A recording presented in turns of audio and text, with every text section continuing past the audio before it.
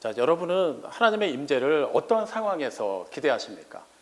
물론 이게 다양한 본인들만의 생각이 있으시겠지만 대체로 이렇게 비슷한 영역이 있습니다. 예를 들면 이런 것이죠. 우리가 이제 오랫동안 축석했던 그런 익숙한 예배당이라든가 아니면은 또 이렇게 평소에 또 이렇게 즐겨 부르는 찬송가 아니면은 우리에게 익숙한 말씀을 접할 때 우리는 하나님께서 지금 이 자리에 함께 하신다. 하나님께서 말씀하신다. 하나님께서 지금 놀라운 일을 행하신다라는 그런 느낌을 받곤 합니다.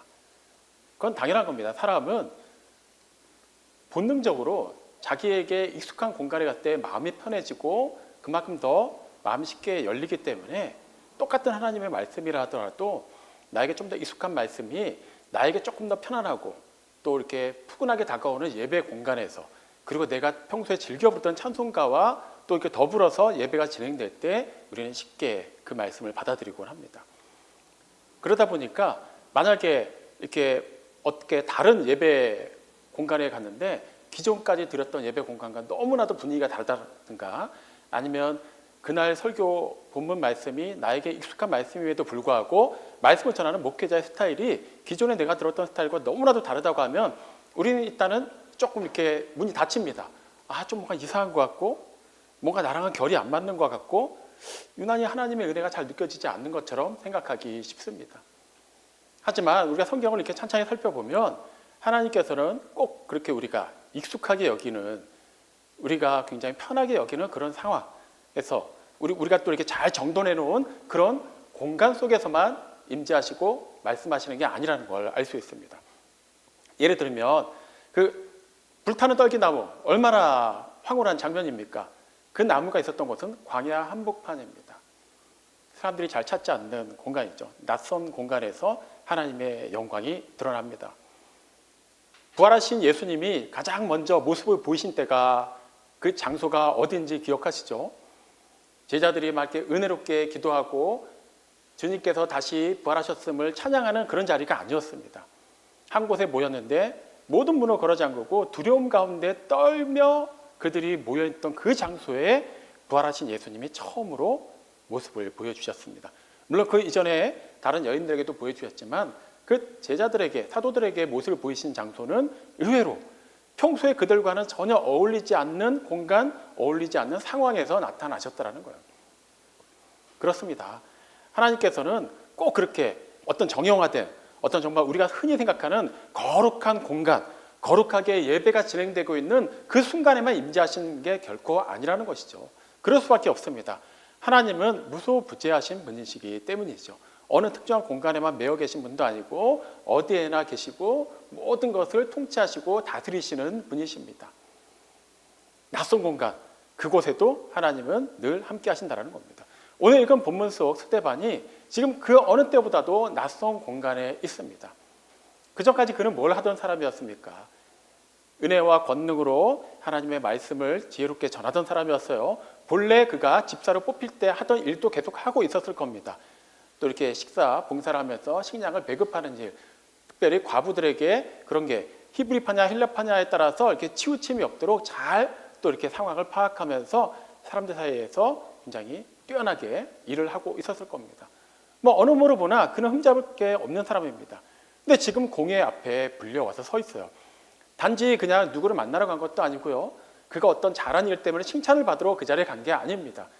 지금 무고하게 아무 죄가 없음에도 불구하고 또 거짓 증인들에 의해서 신고를 받아서 그 자리에 나가서 자기의 입장을 변명해야 되는 상황이었어요.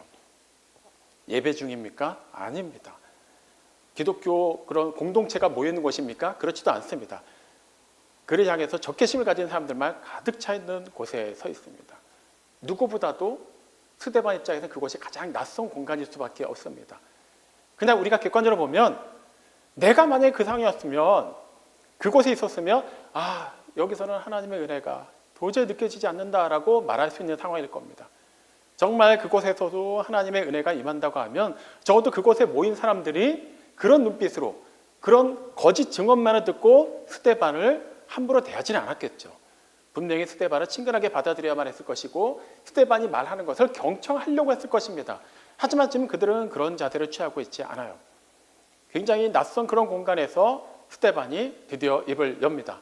근데 놀랍게도 그는 자기 자신의 억울함을 항변하는 것이 아니라 성전에 관한 이야기를 꺼냅니다. 오늘 읽은 본문에만 한정하면 정확히 성전에 관한 이야기가 나오지 않습니다. 하지만 스데반의 설교를 이렇게 쭉 이렇게 살펴보면은 결과적으로 그가 얘기하는 핵심 가운데 하나가 성전이라는 걸 알 수 있어요. 여기서 그 핵심으로 꼽히는 성전에 대한 그들과 스데반의 입장 차이를 다시 한번 확인할 필요가 있습니다. 지금 스데반이 거기에 왜 신고를 받아서 와 있습니까? 지금 지혜와 권능으로 사역을 했을 뿐인데 그걸 가지고 신고할 이유가 될까요? 그렇지 않습니다. 그가 기존에는 분명히 유대주의자였는데 오순절을 지키기 위해서 예루살렘에 왔다가 갑자기 그가 성령을 받았다고 하면서 사람이 바뀌기 시작하고 또 기독교 그 공동체 안에 포함되면서 그 다음부터는 그 안에서 이게 유대주의자들이 볼 때는 굉장히 이단시할 만한 그런 행동들을 막 하고 있는 겁니다. 어떻게든 이 사람을 끌어오든지 아니면 이 사람이 틀렸다는 것을 증명을 하든지 해서 꺾어놔야만 해요.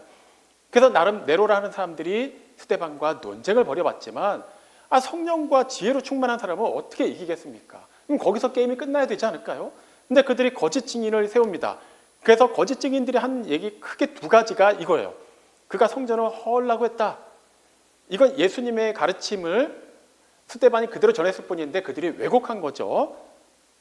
예수님은 성전 내 자신의 몸을 가리켜 말씀하신 것임에도 불구하고 그들은 물리적으로 눈에 보이는 성전을 그러니까 이 사람이 헐려고 한다. 그리고 그 가르침을 전했던 예수, 우리가 분명히 죽였고 부인하는 그 가르침을 그가 다시 따르고 있다. 이제 그걸 가지고 얘기하고 있는 거예요. 또 다른 하나가 뭡니까? 율법을 지금 재해석하려고 한다. 다시 뜯어 고치려고 한다. 말이 되지 않는 거예요. 그들에게 성전은 어떤 성전입니까? 단지 거룩한 예배드리는 장소로 끝나지 않아요. 그들에게 성전은 곧 하나님입니다. 여호와 하나님이 계시는 집이에요. 그들에게는 그 성전을 벗어난 영역에서 하나님을 감히 상상하지 못하는 거예요. 반대로 그 성전 안에서만큼은 하나님이 완전하게 존재하시는 공간이었습니다. 그런데 그 성전을 헌다. 그들의 기준에서는 이건 말 그대로 신성 모독이 되는 겁니다. 하나님을 쫓아내겠다라는 거예요. 하나님을 인정하지 않겠다라는 것이죠. 조상 대대로 이어온 그 모세의 율법을 그가 부정한다고 얘기하는 것부터가 이미 모든 게 다 이 사람은 유대주의 관점에서 보면 이단 중에 이단이 되는 겁니다. 어떻게든 이 사람을 꺾어야 해요. 할 수만 있다면 죽여야만 합니다. 그래서 그의 입을 막아야 되고 그의 가르침을 따르던 사람들이 충격을 받고서 다시 그 이단 무리에서 나와서 유대주의로 돌아와야만 합니다. 자, 그런 상황이에요. 그러면 여기서 만약에 스데반이 성전에 관한 이야기를 한다고 하면 어떤 이야기를 해야만 할까요? 내가 말한 것은 그런 얘기가 아닙니다. 예수님이 말씀하신 것도 눈에 보이는 이 성전 건물을 허물라는 얘기가 아니라 성전 내 자기 자신의 몸을 허물라는 얘기였고 3일째 되는 날 다시 부활하신다는 것을 사흘 만에 내가 다시 이 건물을 세우리라라고 말씀하신 겁니다. 이렇게 얘기하면 되잖아요. 근데 스데반은 그 얘기를 하지 않아요. 당신들이 거룩하다고 규정하고 있는 이 건물 안에 하나님을 가두고 있는 것 그것부터가 잘못된 겁니다 라고 얘기하는 거예요. 그러면서 뭘 얘기합니까? 아브라함의 얘기를 꺼냅니다. 아브라함, 유대인들 입장에서는 도저히 부정할 수 없는 가장 위대한 인물입니다. 그들에게는 위대한 인물로 꼽을 수 있는 대표적인 인물들이 있어요. 아브라함이 있고요, 모세가 있고요, 다윗이 있습니다. 근데 그 첫 출발점, 믿음의 조상이라 불리는 아브라함의 이야기를 꺼내요. 그러면 누구도 부정할 수 없는 인물의 이야기가 나오기 때문에 다들 귀를 쫑긋 세울 수밖에 없습니다. 아브라함 이야기라면 이방인은 몰라도 유대인들은 너무나도 잘 알고 있는 내용이에요. 좋다. 우리가 너무나도 잘 알고 있는 우리 조상의 이야기를 너가 어떻게 하는지 한번 들어보자.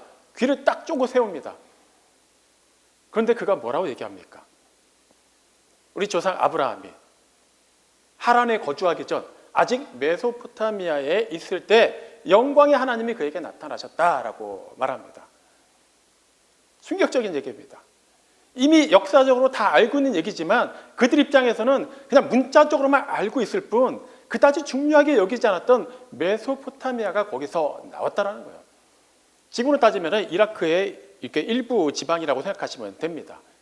그 당시 아브라함이 메소포타미아 살 때는 그곳이 그 당시 고대 근동 지방에서 문명이라든가 뭐 종교라든가 이런 여러 가지 면에서 가장 최첨단의 그런 길을 걷고 있는 도시였어요. 그곳에는 여호와 하나님을 인정하지 않습니다. 다양한 신들이 있었고 그만큼 많은 신전과 우상들이 난립하고 있는 곳이었어요.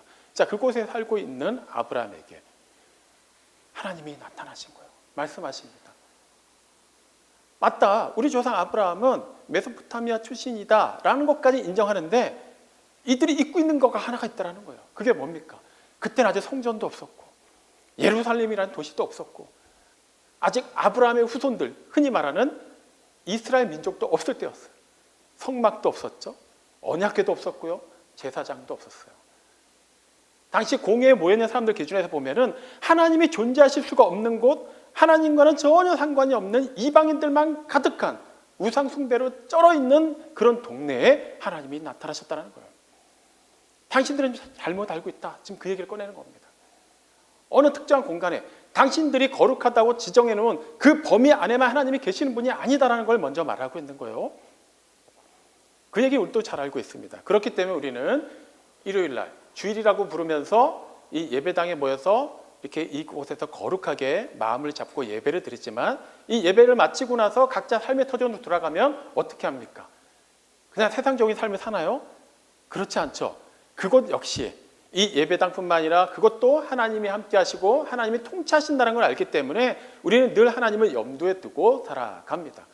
그런데 하나님은 누구보다도 잘한다고 자부하는 사람들이 그 부분에서 완전히 생각이 틀렸던 거예요. 성전 안에서는 거룩하게 행동하고 거룩하게 말을 하고 거룩한 척하지만 실제 그들의 일상은 성전을 벗어난 상황에서 그들의 사고와 언어와 행동은 전혀 그렇지 않다는 거예요. 자기네끼리는 성전 안에서 서로 거룩하다고 칭찬할 수 있지만 실제 그들은 거룩한 사람도 아니었고 거룩하신 하나님을 그분의 통치 영역을 인간적인 관점 하에서 제한해 놓고 있었어요. 이거야말로 교만 아닌가요? 이거야말로 무지몽매 아닙니까? 이거야말로 하나님을 모르는 사람들의 전형이라고 할 수 있어요. 자, 먼저 그것을 찌릅니다. 근데 그 다음 얘기가 우리에겐 더 중요하게 다가와요. 하나님은 어디에나 계십니다. 근데 그 어디에나 계신 하나님이 내가 어디에 가든지 함께 하시면서 알아서 잘 도와주시고 또 내가 알아서 잘하고 있으면 좀 이렇게 내버려 두셨다가 이렇게 하시는 분이 아니라는 거예요. 아브라함에게 나타나셔서 뭐라고 말씀하십니까? 너는 내가 지시할 땅으로 가라. 근데 어떻게 하라고 하죠? 친척들 다 데리고 가라. 어떻게든 내 소유 다 가지고 가라. 그렇게 얘기하지 않으셨죠. 본토 친척 아비집을 떠나라고 말씀하셨다는 거예요. 고향을 떠났다. 어디론가 간다. 이건 단순한 이사가 아닙니다. 우리가 지금 이사를 간다고 하면 어떻게 하죠? 미리 이사갈 집을 정해놓죠.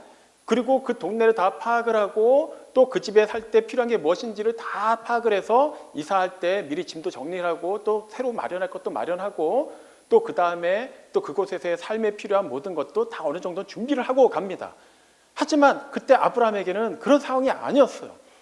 지금처럼 스마트폰 하나 켜가지고 이제 주소만 입력하면은 가는 길 최단 거리도 알려주고 또 버튼 하나만 누르면은 실제 그 지역의 사진도 나오고 위성 사진도 나오고 그런 시대가 아니라는 거죠.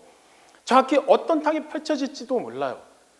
누가 살고 있는지도 모르고요. 어떤 상황을 마주할지도 모릅니다. 그런데 이 모든 것을 다 내려놓고 가라고요. 지금 우리도 마찬가지지만 그 당시 아브라함에게 본토 친척 아비집, 즉 고향이라는 어떤 의미일까요? 아브라함이 누구인가를 설명해 주는 장치가 되는 거예요. 아브라함에게 가장 익숙한 문화, 가장 익숙한 삶의 방식, 언어, 가장 친숙한 사람들, 굳이 내가 누군지 설명하지 않아도 굳이 어떤 상황에 대해서 고민하지 않아도 이미 익숙하게 다 받아들이고 받아들여지는 그곳을 완전히 떠나는 거예요. 뿌리를 단지 뽑아가지고 어떤 상황이 벌어질지도 모르는 곳으로 가야 된다는 거예요. 아니, 하나님이 왜 굳이 그렇게 낯선 땅으로 그를 부르셨을까요? 그냥 메소포타미아에서 부르셨으면 그곳에서 아브라함을 통해서 놀라운 일을 이루시는 게 더 낫지 않을까요? 그러면 아브라함을 통해서 그곳 사람들이 하나님을 알게 되고 그들이 믿었던 그런 각종 우상들, 이방신들 다 또 이렇게 없애버리고 그곳에 또 성막이 세워지고 더 나가서 성전이 세워지고 하면 더 그게 이상적이지 않을까요? 그런데 하나님은 그런 방법을 택하지 않으십니다. 꼭 아브라함의 이야기뿐만 아니에요. 성경을 보다 보면 정말 우리가 알만한 그런 성경의 믿음의 인물들의 삶을 이렇게 쭉 주목해 볼 때 어떤 전환점이 마련되는 시점에서 보면 하나님께서 그가 익숙하게 여기고 안주하고 있는 그곳에서 옮기시는 과정을 우리는 쉽게 찾아볼 수 있습니다. 그러면 익숙한 환경이 우리가 신앙생활하는데 어떤 문제가 되는 것일까요? 무조건 문제가 되는 건 아니에요. 하지만 하나님께서 그곳에 계속 머물러 있게 하실 때는 우리는 거기서 열심히 믿음 생활을 하면 됩니다. 하지만 생각지도 못했던 때에 하나님께서 전혀 낯선 상황 속으로 우리를 이끄신다면 분명히 이유가 있다는 거예요. 먼저 익숙해지면은 우리는 말 그대로 그곳에서 간절함이 사라집니다. 낯선 곳에 이사를 갔어요. 처음엔 다 낯섭니다. 기존 동네가 그립고 기존 동네 알던 사람들과 계속 연락을 하기 마련이고 또 이렇게 어떤 상황을 마주할 때마다 예전 살던 데는 이게 좋았는데 여기는 그게 없고 여기는 이게 불편하고 뭐 하나하나 다 불편해요. 근데 시간이 지나면 어떻게 되나요? 익숙해집니다. 더 이상 처음에 이사 왔을 때 그 낯선 감정도 사라지고요. 그때 불편하다고 여겼던 것 다 사라집니다. 이미 다 익숙해져 버리는 거예요. 우리 신앙생활도 마찬가지죠. 우리가 언제 하나님을 가장 간절히 찾습니까? 평상시 그렇지 않을 확률이 매우 높습니다. 그냥 무난하게 살 때는 무난한 신앙생활을 하기가 쉽습니다. 크게 갈등도 없고 그렇다고 막 크게 좋은 일도 없고 그냥 평소와 같이 그렇게 살기만 하면 돼요. 하나님도 그냥 그렇게 어느 정도 적당히 거리를 두고 우리는 평행선을 그으면서 신앙생활을 하기 쉽습니다. 그러다가 하나님을 간절히 찾는 때가 한 번씩 오죠. 생각지도 못했던 건강의 문제라든가 재정적인 문제라든가 나는 평안하지만 우리 가족 가운데 아니면 나의 가까운 지인 중에 아니면 우리 교인 가운데 어떤 어려움을 겪는 상황이 벌어진다면 우리는 그때는 바짝 긴장을 합니다. 그리고 평소와는 다르게 더 깊이 하나님을 찾기 마련이죠. 낯선 상황이 됐을 때 기존에 익숙하던 것이 이제 사라지고 나서 다 사라졌지만 여전히 남아 계신 하나님이 보이는 그때 비로소 우리는 하나님을 더욱더 진실하게 찾게 되고 하나님을 더욱더 깊이 알아가게 되는 것이죠. 저희 아이들이 어렸을 때 밤에 자기 전에는 꼭 제가 옛날 얘기 같은 거를 들려줬어요. 이제 부를 거야 되니까 책을 읽어줄 수는 없고 이야기를 합니다. 근데 제가 아는 이야기도 한계가 있잖아요. 그러니까 그냥 늘 이렇게 지어내는 거예요. 그 알던 이야기에 인물을 바꾸거나 스토리를 약간 바꿔서 얘기해주면 아이들이 그 얘기 들으면서 너무 재밌어하는 거예요. 근데 그렇게 웃으면서 또 이렇게 얘기를 하다 보면은 점점점 제 목소리도 작아지고 아이들의 웃음소리도 잦아지면서 어느 순간 잠이 드는 거예요. 그런데 그게 늘 이렇게 패턴이 되다 보니까 어떤 날은 제가 피곤한 날도 있는 거예요. 오늘 나도 좀 빨리 자고 싶은데. 또 아이들이 2층 침대였기 때문에 또 이렇게 구조상 제가 서서 이야기를 해야만 했어요. 그러니까 서서 있다 보면 다리도 좀 힘들고 그냥 눕고 싶고 누워서 얘기하면 좀 소리가 위층에 있는 아이한테 잘 안 들리니까 그러다 목소리 크게 할 수는 없잖아요, 밤에. 그래서 어떤 날은 그냥 아이들이 그냥 알아서 잤으면 좋겠다. 언젠가는 이제 그런 때가 오겠지만 그냥 나도 어떤 날은 내가 혼자 그냥 먼저 자고 싶다라는 때가 있었어요. 그러다 어느 날 방학 때 이제 아내가 이제 친정가면서 아이들이 데리고 간 거예요. 딱 하루 자고 오는 겁니다. 속으로 되게 신났어요. 오늘은 그냥 내가 원하는 시간을 잘 수 있겠다. 그냥 굳이 밤에 이렇게 늦게 서서 얘기를 하지 않아도 되겠다. 되게 숙면에 취할 줄 알았어요. 그런데 밤에 잠이 안 오는 겁니다. 이상했어요. 누워있는데 잠이 안 와요. 잘 시간이 지났는데도 잠이 안 와요. 그리고 자꾸 애들 방을 한 번씩 가보게 되는 거예요. 애들 없습니다. 왜 그랬을까요? 그냥 있을 때는 몰랐어요. 있을 때는 늘 보니까 그냥 때가 되면은 또 이렇게 또 옛날 얘기 해달라고 할 거고 또 시간이 지나면 잠이 들 거고 그게 익숙했는데 그 익숙함이 딱 사라지고 나서 빈자리가 딱 보이니까 그제서 아이들이 보고 싶은 거예요. 얘기를 해주고 싶은 게 아니라 그냥 늘 있을 때의 소중함을 몰랐구나. 그 다음날 아침 일찍 전화를 하는 거예요. 잘 잤냐고. 잘 잤죠 뭐. 마찬가지예요. 제가 장례식장을 다니다 보면 배우자를 사별한 분들에게서 공통적으로 듣는 얘기가 있어요. 같이 살 때는 몰랐다라는 거예요. 늘 있는 것 같고 그냥 오래 살다 보니까 지지고 볶고 그냥 신혼 때만큼 그런 감정은 없고 그냥 의리로 사는 것 같고 어떨 때는 부부싸움도 하고 각방 쓰면서 거의 남처럼 지내기도 하고 했는데 막상 이렇게 세상을 떠나고 나니까 너무 그 빈자리가 크더라는 거예요. 왜 더 잘해주지 못했을까? 그 사람이 나한테 베풀어줬던 그 모든 것을 나는 왜 당연하게 여겼을까? 마찬가지예요. 우리가 익숙한 신앙생활을 하다 보면 하나님이 우리에게 베풀어 주신 것 자체를 너무나도 당연하게 여겨요. 아니 건강한 거? 내가 건강관리 잘했고 내가 열심히 살아서 나름 영양 섭취하고 뭐 그렇게 하다 보니까 건강해진 것 같아요. 아, 내가 이렇게 사는 거, 내가 열심히 일하니까 내 능력으로 돈 벌고 사는 것 같아요. 하지만 내가 열심히 했음에도 불구하고 아무런 잘못을 하지 않았음에도 불구하고 오해가 생기고 억울한 일이 생기고 사고로 당하고 예상치 못했던 어려운 일을 겪게 되면 우리는 그제서야 인정하게 됩니다. 하나님이 은혜를 베풀어 주셨다는 것을 잊고 살았다는 걸 말이죠. 아브라함도 마찬가지예요. 그가 낯선 곳에 갔기 때문에 그는 그곳에서 하나님만을 온전히 바라볼 수 있었어요. 히브리서 12장 8절은 이 상황을 이렇게 표현하죠. 믿음으로 아브라함은 부르심을 받았을 때 장래 유업으로 받을 땅을 순종하여 나아갔다라는 거예요. 자, 이 내용만 딱 끊어서 보면은 누구라도 다 그렇게 얘기할 수 있어요. 아니, 하나님이 고향을 떠나라 이렇게만 얘기하시면 얘기가 달라지지만, 아니 유업으로 땅을 주시겠다라는데 직접 하나님이 말씀하셨는데 나라도 간다. 누군들 그거 못하겠느냐라고 말합니다. 하지만 히브리서 12장 8절에 정말 중요한 얘기는 그 뒤에 있어요. 뭐냐면 나아가는데 갈 바를 알지 못하고 나아갔다는 거예요. 다시 말하면 하나님이 부르셨어요. 저쪽으로 가라라고 말씀하셨는데 정확히 저쪽 어느 지역이고 얼마큼이고 어느 때고 그런 거에 대해서 1절 말씀하지 않으셨다는 거예요. 그러면서 뭐라고 얘기하십니까? 너와 너의 후손들에게 줄 땅으로 가라라는 거예요. 자, 그럼 이제 우리 입장에서 한번 이 상황에서 어떻게 해야 될지 순서대로 한번 정리해 보죠. 하나님이 말씀하셨어요. 자, 어디로 가라. 내가 너에게 주겠다. 너희 후손에게 주겠다. 근데 지금 내가 나이가 들었고 자녀도 없어요. 후손은커녕 그 가문에 이을 아들이 있어야 되는데 한 명이라도 아내는 이미 더 이상 자녀를 낳을 수 있는 상황이 아닙니다. 애초에도 낳을 수가 없었어요. 그런데 그 땅에 가면 정확히 얼만큼, 정확히 어느 지역, 언제, 어떠한 약속도 없습니다. 그럼 우리는 어떻게 하겠습니까? 믿음으로 나아갈세라고 하면서 그 다음에 우리 어떻게 하죠? 그럼 하나님, 먼저 눈에 보이는 후손이라도 먼저 주셔야 되지 않겠습니까? 지금 당장 나하고 제 아내밖에 없는데, 아니면 그냥 꾸역꾸역 좀 이렇게 좀 모아서 내 밑에 부리던 사람들 몇 명이랑 내 조카 한 명 정도는 데려갈 수 있는데, 정확히 말하면 제 직계 후손은 아니지 않습니까? 하나님이 이렇게 말씀하셨으니까 직계 후손이 될 만한 아들이라도 하나 주시고, 그리고 그 현지에 정확히 어느 지점쯤 가서 어느 땅인지 얼만큼인지, 아니면 하다못해 그쪽 지역에 원래 살던 사람들이 저에게 땅을 양도한다는 어떤 계약서라도 있던지 눈에 보이는 뭔가를 주십시오 하면서 우리는 믿음으로 막 구하지 않을까요? 근데 아브라함은 그렇지 않았다는 거예요. 그냥 순종하고 나갑니다. 그도 사람인데 두렵지 않았겠습니까? 불안하지 않았을까요? 이 안락하고 익숙한 환경을 완전히 떠나고 새로운 미지의 땅으로 간다는 거에 대해서 그라고 왜 막연하지 않았을까요? 그런데 그는 순종하여서 갑니다. 어떻게 그게 가능했죠? 정확히 눈에 보이는 건 없었지만 그것을 말씀하신 하나님이 신실하시다는 것을 믿었기 때문이에요. 만약에 아브라함이 그때 하나님의 말씀을 듣기는 들었는데 믿음으로 그 말씀에 순종하여 떠나지 않았다면 어떻게 됐을까요?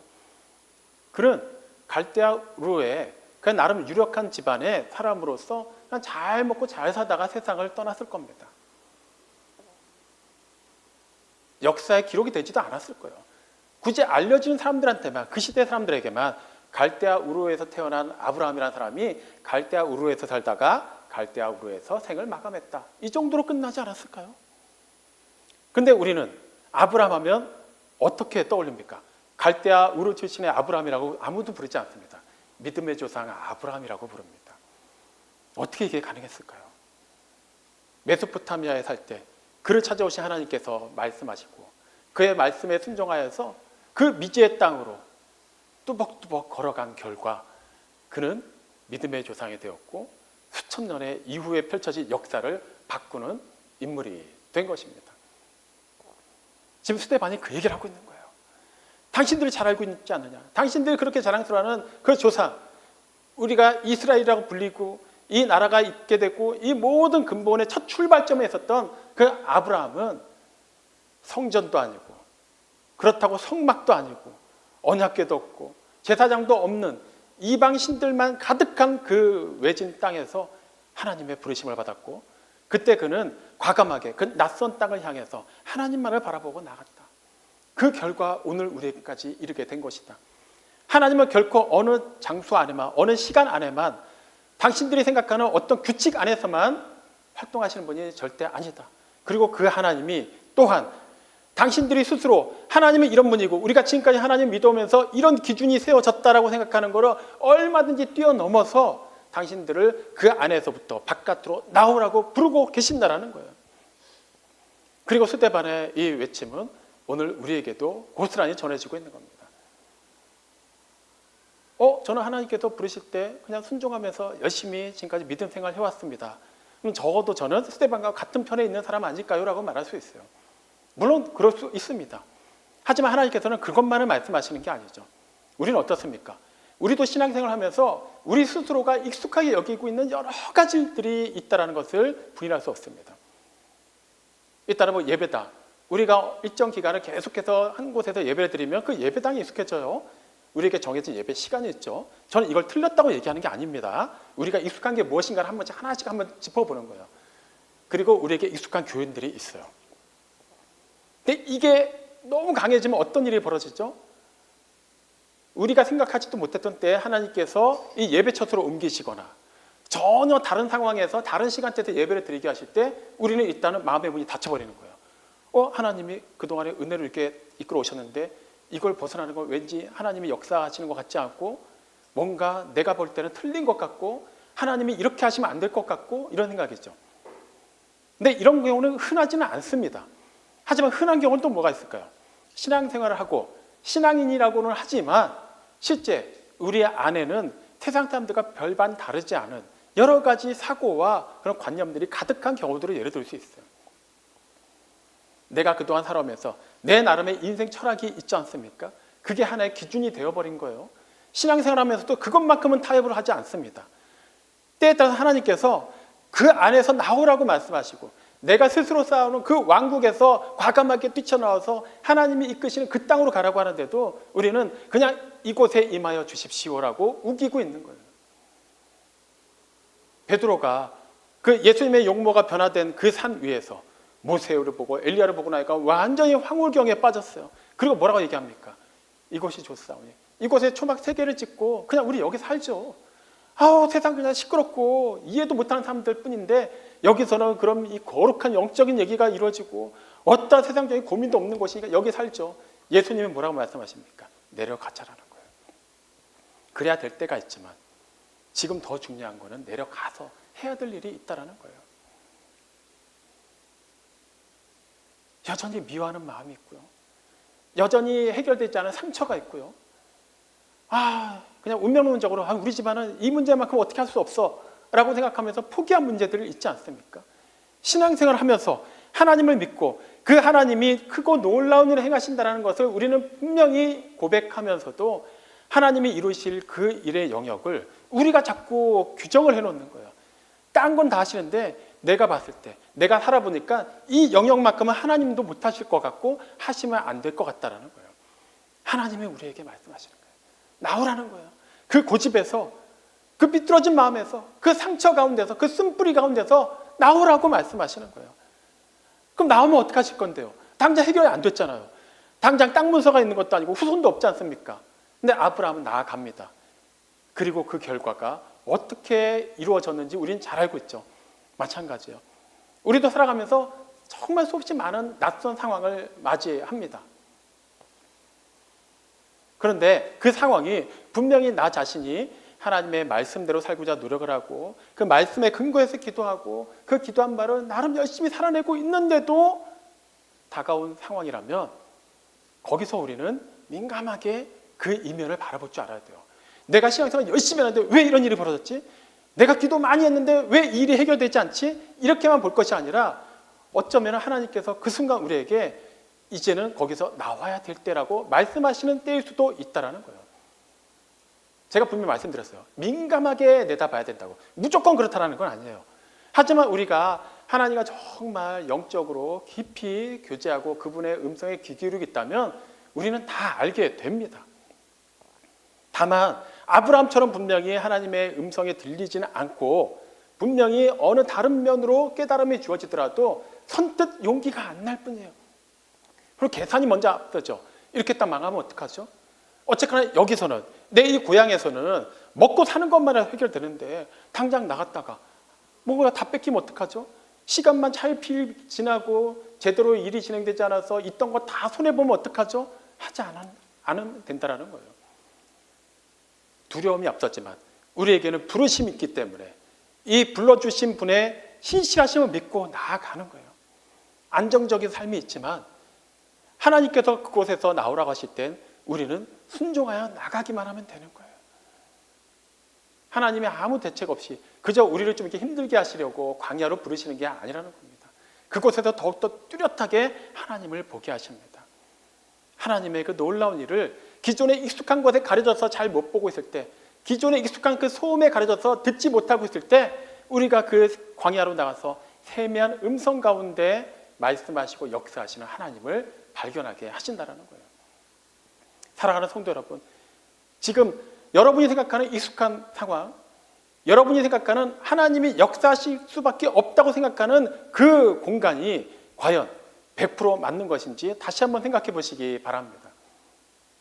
지금 하나님께서 그곳에서 나오라고 말씀하신다면, 지금 하나님께서 어떻게든 나의 손을 붙잡고 이끌고 가시는데 끝내 따라가지 않겠다고 버티고 있다면 여기서 우리는 결단해야만 합니다. 나의 아집을 내려놔야 돼요. 내가 신앙생활 하면서 쌓아온 겁니다가 중요한 게 아닙니다.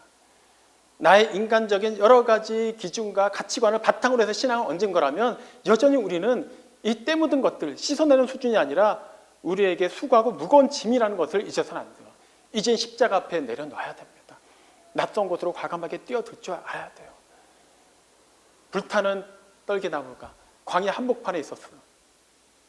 그 두려워하는 제자들이 모인 곳에 부활하신 예수님이 등장하셨어요. 그 이후에 어떤 역사가 일어나는지 우리는 잘 알고 있습니다. 아브라함이 결국에 고향을 떠났을 때 그는 믿음의 조상이 되었어요. 모세가 왕궁을 떠났을 때 그는 하나님의 얼굴을 대면해서 보는 믿음의 종이 되었습니다. 제자들이 본래 본업인 어부직을 버리고 그물을 버리고 예수님을 따르자 그들은 놀라운 하나님의 종들이 되었습니다. 오늘 하나님께서 우리에게 말씀하십니다. 또한 우리에게 우리의 마음의 문을 놓고 하시면서 문을 열라고 강권하고 계십니다. 언제까지 고집 피울 수는 없습니다. 이제는 결단하시고 그 말씀에 순종하여 나아가십시오. 나의 길이 아니라 하나님 대신 그 길을 가십시오. 두려움과 부르심이 상충할 때 고민하지 말고 부르심을 따라가십시오. 안락한 삶과 순종하여서 거친 광야로 나가야 될 때 계산하지 마시고 그 길로 가시기 바랍니다. 그리고 우리도 고백하게 될 것입니다. 영광의 하나님이 나와 함께 하셨다고 말이죠. 기도하십니다.